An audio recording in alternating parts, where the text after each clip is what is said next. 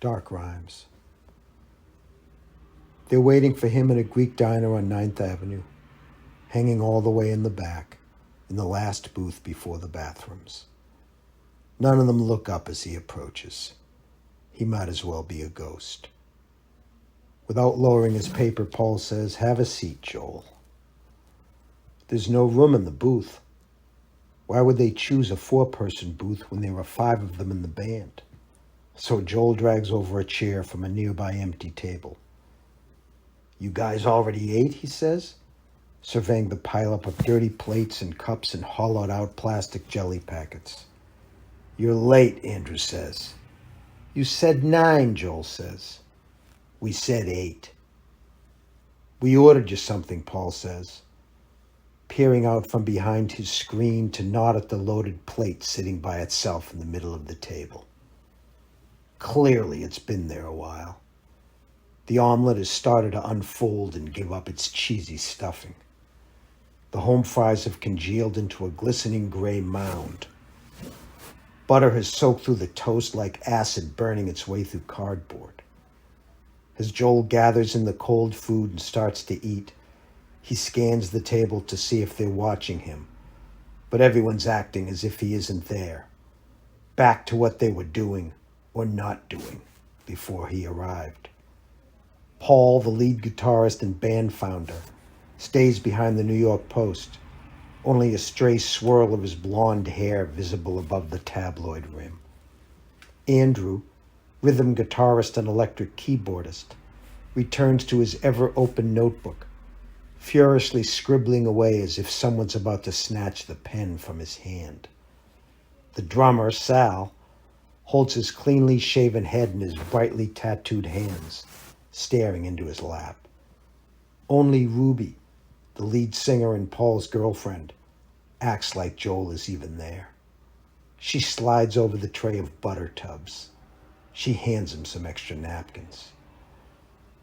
As soon as he's done, the instant he puts down his fork, Paul methodically folds his newspaper and stuffs it between the bench seat and the wall. "Okay, Sal," Paul says. "You're on." They all look at Sal, the most sanguine and equanimous of the bunch, who apparently has been tabbed to be the spokesperson, to address something no one else at the table wanted to touch, or else they wouldn't have picked Sal to do it. "So we've been talking," Sal begins, angled in Joel's general direction but not making actual eye contact. "Having conversations." "Yeah, I think he gets that part," Andrew says. "The thing is, a band is like a family, and a family..." Sal's voice quavers. He sweeps the back of his hand across his nose and takes a long swing of water. "A family has to be like this." And here he contracts his spread fingers into a fist and wraps his knuckles on the glass tabletop, on top of the cartoonish map of the Aegean spread out underneath. And this right here, just isn't holding together. "What isn't holding together?" Joel says. "He means you, Joel," Andrew says. "Believe it or not, he's talking about you." Sal looks at Paul, who nods solemnly like it's some big secret sign passing between them. And Sal slides a small white envelope across the table. Joel's name is scrawled on the front. "What's this?" Joel says. "It's what we owe you," Sal says. "No," Paul jumps in, clearly exasperated, using the same corrective tone he deploys if a chord is off, or a tempo's too lazy, or one of the amps throws off too much distortion. "It's not what we owe him, because we don't owe him anything, remember? We talked about that last night. It's a gesture, a recognition for his contributions." "The word is severance," Andrew says to Sal. "Severance. I should have written it down on your palm." "Okay, fine," Sal says. "Severance. It's a fucking severance. Everybody happy now?" What are you all talking about, Joel says. You're kicking me out? Sorry, Joel, Paul says, pulling on the ends of his wiry golden goatee, his go-to tick when he's socially uncomfortable or monumentally bored or experiencing both at the same time. But we need to make a change for the good of the band. The greater good, Sal says. In other words, you're fired, Andrew says. It's not what we wanted, Sal says. It's exactly what we wanted, Andrew says. He turns to Paul with his hands spread out. I told you he'd fuck this all up and we'd have to swoop in and clean up the mess. Well, then you should have done it yourself, Sal says, since you're such a great fucking communicator. Fuck you, Andrew says to Sal, who flings a fuck you right back. I missed one gig, Joel says. I was running a fever. I could barely get out of bed. You missed 2 gigs, Paul says. 3 if you count showing up 20 minutes late at the hen house. It won't happen again, Joel says. You're right, it won't, Paul says softly. Ruby starts saying something, but Andrew rolls right over her. You need help, Joel, Andrew says. Seriously. This is the great fucking communicator communicating to you. Go off somewhere and figure out some shit before it's too late. Get your act together, see a shrink, take some new meds. At least buy yourself a watch so you'll know what fucking time it is. The silence that follows is disrupted by a strange rattling sound that seems to be coming from the floor below, but is really Ruby doing this rhythmic, repetitive hand-wringing that jangles her bracelets like a mini tambourine. Change can be a good thing, Sal says, as if his memory's suddenly been jarred and something he forgot to recite earlier comes tumbling out. Sometimes you just have to accept. Where are you going to get another bass player by Saturday, Joel says. That's their next gig, playing at a downtown basement club they've been trying to book for months, because everyone says real deal music industry people from both coasts regularly show up to scout new talent. We already found a new bass, Paul says. We've been rehearsing with him. He's stellar, Andrew says. Jesus, what's wrong with you, Ruby says to Andrew, glaring at him and looking to Paul to back her up. But all Paul does is mindlessly toss his arm around her, which she instantly removes. So you went and replaced me behind my back, Joel says. He actually feels a sharp jab in the center of his spine. Andrew shrugs. We would have done it right in front of you, but we couldn't find you. It's so weird. We set a time to rehearse, and this new guy actually shows up with his instrument, ready to play. And you know what's more? He gets our sound. He fucking gets it. Can everybody please stop this shit, Ruby says. Put me on probation or something, Joel says. Give me 1 week. Too late, Paul says. It's done. Done, Andrew echoes, triumphantly throwing his hands behind his head and leaning back in full smirk mode. Without saying another word, Joel goes into the men's room, locks the door, and squints into the dirty mirror over the sink. He counts to 10 to slow everything down, but that only seems to speed things up. He wants to punch something, but there's nothing good to hit.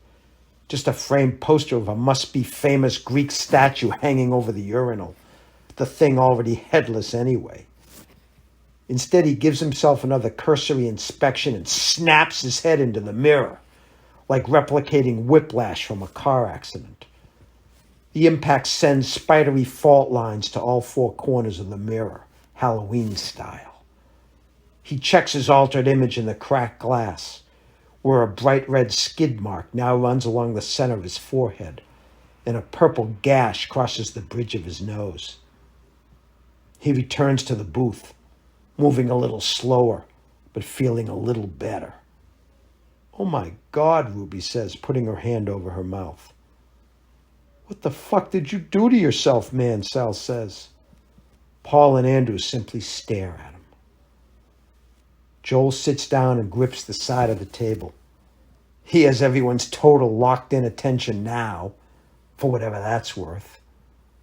No one moves until a drop of blood falls onto the table, and he wipes it away on the cuff of his tattered army jacket. Holy shit, you really are schizo, Andrew says. Can you stop being a prick for 1 minute, Ruby says to him. Paul smiles benevolently at Joel. Okay, fine, you're upset, you're pissed, that's cool, we didn't expect you to understand, he says like a parent talking to a child.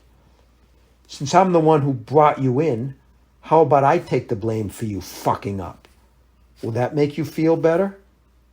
If I say it's all my fault, you're unreliable and immature? Paul takes off his glasses and rubs his eyes, which is his way of saying he's seen enough and wants to move on. I'm taking my song, Joel says. What? Dark Rhymes, I'm taking it with me. No fucking way, Paul says. Joel's never seen Paul's face redden so deeply, or his eyes flash pure aggression the way they're flashing now. It's my song, Joel says. It's not your song, Paul says. It's our song. It belongs to the group. It was a group effort, and you're no longer part of the group. That's how it works. That's the deal. You go, the song stays. End of discussion. What are you fucking talking about? I wrote it. I brought it to you guys. It wasn't even finished, Paul says, his voice about as charged as it gets. We had to work out the chord progressions. Are you shitting me, Joel says, trying not to shout but shouting anyway. You made one minor chord change. It's like all you did was tighten a bolt. And now you want to say you built the whole fucking thing? I'm still trying to fix the lyrics so they make sense, Andrew says. I can only love you in dark rhymes. I can only hold what you leave behind. What does that even fucking mean? The words are beautiful, Ruby says, but no one seems to hear her. Andrew continues, I can't talk to you. I can't walk to you. I can only see you when you're gone. He shakes his head. How can someone sing that with a straight face? Right, Ruby? Fuck you, Andrew, she says. You wouldn't know poetry if it fucked you in the ass. Joel eyes Andrew's notebook. Is that what you're doing over there? Messing with my lyrics? Andrew makes a pouty face and pantomimes hugging the notebook like a little kid guarding his favorite toy. I swear to God, if any of you go near that song again, I'll fucking sue, Joel says. Paul takes out his eyeglass case and exchanges his regular glasses for his sunglasses, taking refuge behind his shades. A bullshit move if there ever was one. Do whatever the fuck you want, Joel. It's not your copyright. All collaborations belong to the band.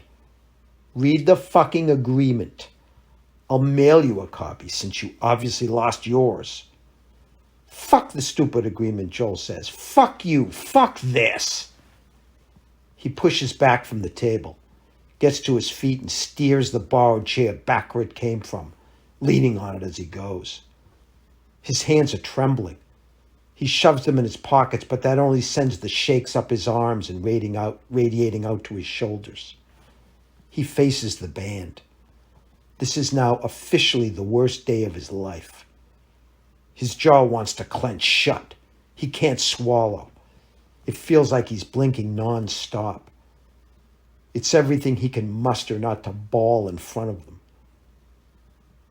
Take the money, Paul says with restored calmness, pointing at the envelope. I don't want it, Joel says. Like now your pride kicks in, Andrew says? Seriously? Take the fucking money, Joel, Paul says. Joel looks over their collective heads out the plate glass window at the people unheedingly passing by on the sidewalk, like this is any other day, the traffic lights monotonously cycling their way through their signals, same as always. If the city doesn't care, why should he? He snatches the envelope and jams it in his coat pocket. No hard feelings, Saul calls out with his unshakable sincerity.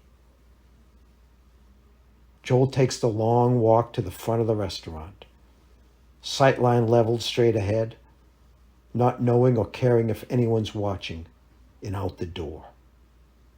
Sunlight sears his skin, and he's aware of the metallic taste of blood in his mouth. His head feels heavy and light at the same time, like his brain can't decide which extreme to choose. He wishes someone would take him out, cut his legs out from under him, stop him from going wherever he's going next. Another 3 or 4 storefronts, and he turns around and heads back to the restaurant. He marches down the same aisle, ignoring the same faces again. This time his bandmates, former bandmates, ex-everything, take full notice of his approach. He stops one booth short of theirs. "Ruby, can I talk to you for a minute?" he says. "Outside?" "What the fuck, Joel?" Paul says. "Christ, you're like a bad penny," Andrew says.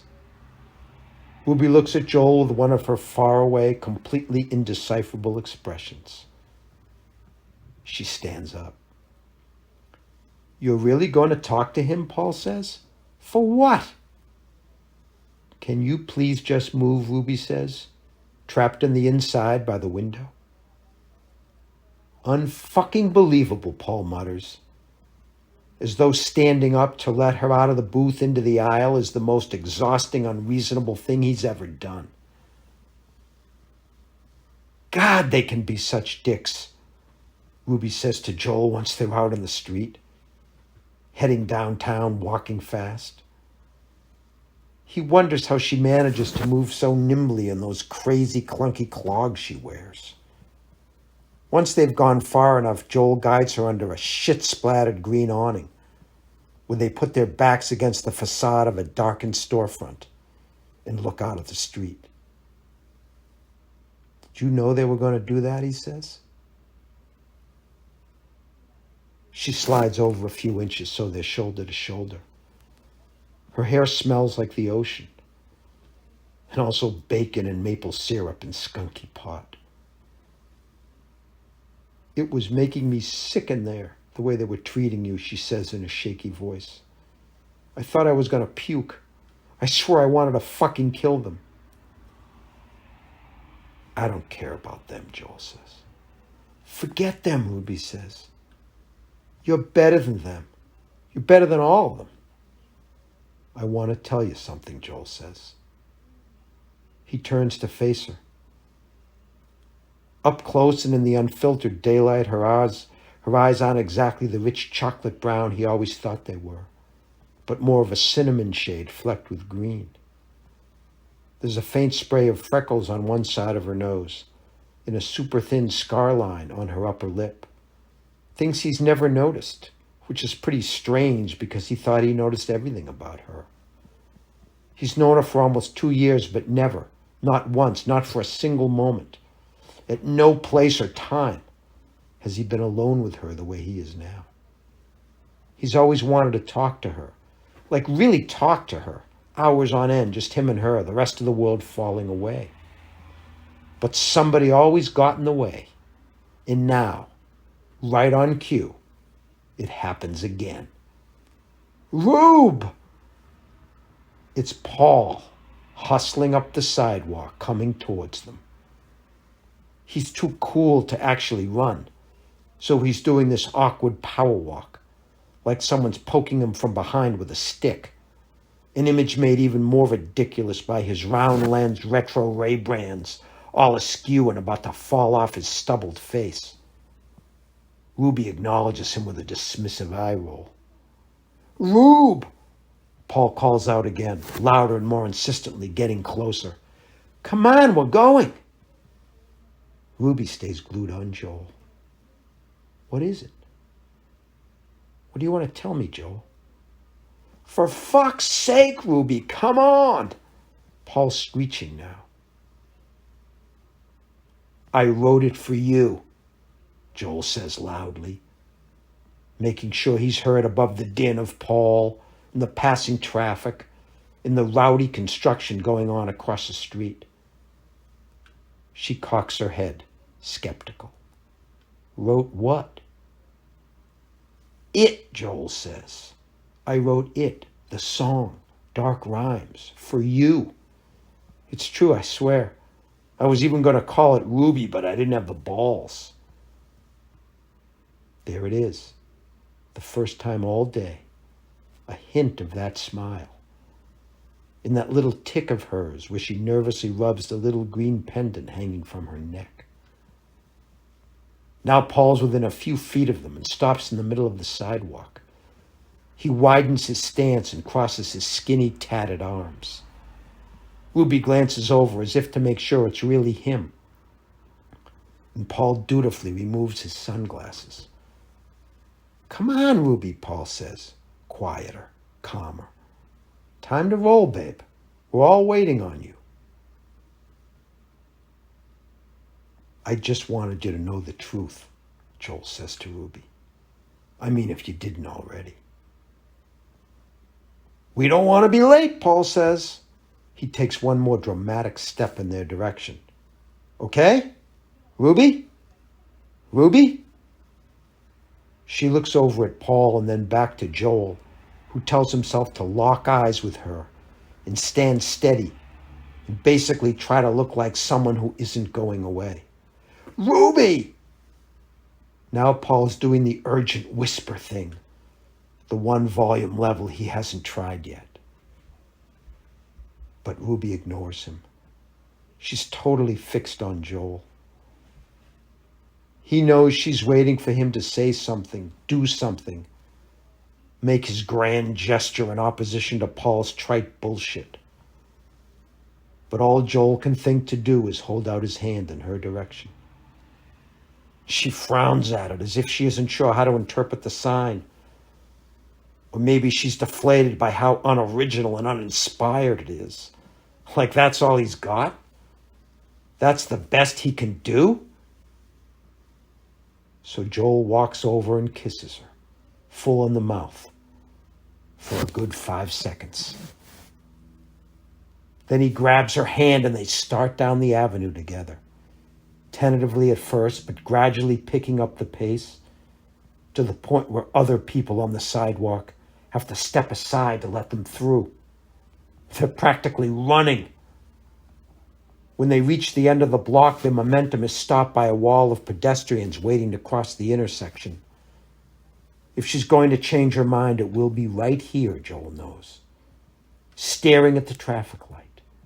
The pixelated red hand bringing on the realization that it's not too late for her to turn around and let Joel live the rest of his stupid life without her and write more songs to someone who will never love him back. Except she doesn't. She doesn't turn around.